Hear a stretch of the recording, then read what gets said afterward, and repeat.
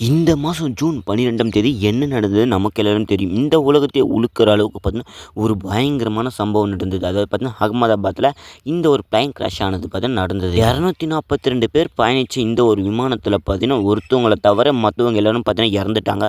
அந்த ஒருத்தவங்க யாருன்னு அது எல்லாத்தையும் பார்த்தீங்கன்னா, நான் ஒரு வீடியோல சொல்லியிருக்கேன். இதுக்கு முன்னாடி நம்ம சேனல்ல வீடியோ போட்டுருவோம். ஸோ மறக்காம போய் பார்த்துருங்க. இந்த வீடியோல என்ன சொல்லப் போறேன்னா, இந்த விமான விபத்துலேருந்து தப்பிச்ச விஸ்வகுமார் அவங்களுடைய சகோதரர் பார்த்தீங்கன்னா இறந்துட்டு இருப்பாங்க. ஸோ அந்த ஒரு பிளைன் கிராஷ்லயே பார்த்தீங்கன்னா அவங்களுடைய உடல் கண்டுபிடிக்கப்பட்டது. ஸோ அதனால் அவங்களுடைய உடலுக்கு பார்த்தீங்கன்னா கடைசி மரியாதை கொடுக்கலாமேன்னு பார்த்தீங்கன்னா இந்த ஒரு இறுதிச் சடங்கு பார்த்தீங்கன்னா பண்ணிக்கிட்டு வராங்க. ஸோ இதில் இந்த ஒரு இறுதிச் சடங்கில் பார்த்தீங்கன்னா பயணிக்க போகிறது விஸ்வகுமார் இவங்களும் பார்த்தீங்கன்னா இருக்காங்க.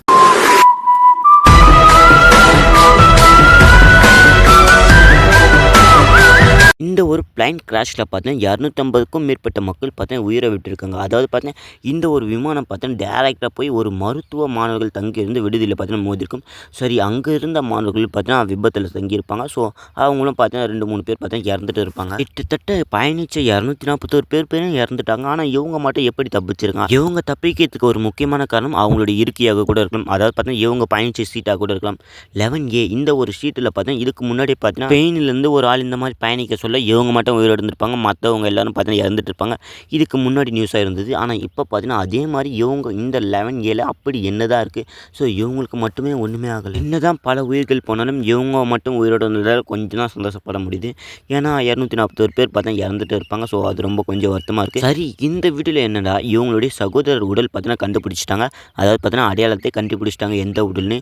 இவங்களுக்கு கடைசி மரியாதை கொடுக்கணும் விதமாக பார்த்தீங்கன்னா இறுதிச் சடங்கு பார்த்தீங்கன்னா பண்ண போகிறதா சொல்லியிருந்தாங்க. சரி, இதில் கூட பார்த்தீங்கன்னா விஸ்வகுமார் இவங்களும் பார்த்தீங்கன்னா பார்ட்டிசிபேட் பண்ணுறதா சொல்லியிருக்காங்க. அந்த ஒரு வீடியோ பார்த்தீங்கன்னா ஒட்டுமொத்த சோஷியல் மீடியாவிலையும் பார்த்தீங்கன்னா பரவி வைரல் ஆகிக்கிட்டு இருக்குன்னு தான் சொல்லணும். அந்த ஒரு வீடியோ நான் உங்களுக்காக அதை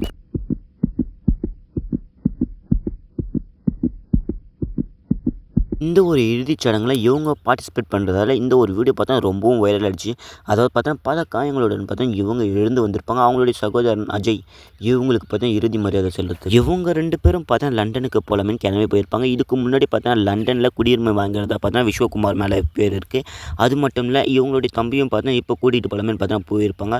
ஸோ இவங்க பார்த்தீங்கன்னா அஜய் இவங்க எந்த சீட்டில் இருந்தாங்கன்னா 11A இந்த ஒரு சீட்டில் பார்த்தா இவங்க உட்காந்துக்கிட்டு இருந்தாங்க. ஸோ அதனால் இவங்களோட உயிர் போயிடுச்சுன்னு சொல்லணும். அதுக்கப்புறம் இவங்க அஜய் இவங்களுடைய உடலை எப்படி கண்டுபிடிச்சாங்கன்னா இவங்களோட டிஎன்ஏவை எடுத்து போய் கொடுத்து போய் எந்த உடலுக்கு மேட்ச் ஆகுதோ அந்த உடலை பார்த்தீங்கன்னா கண்டுபிடிச்சிருக்காங்க. ஸோ அதை பார்த்தீங்கன்னா இப்போ வாங்கிட்டு வந்து ஸோ இவங்களுக்கு பார்த்தீங்கன்னா இறுதி மடங்கு செய்யணும்னு பார்த்தீங்கன்னா பண்ணிக்கிட்டு வராங்க. விஸ்வகுமார் இவங்களுக்கு பார்த்தீங்கன்னா உடல் முழுக்க அடியாக தான் இருக்குது.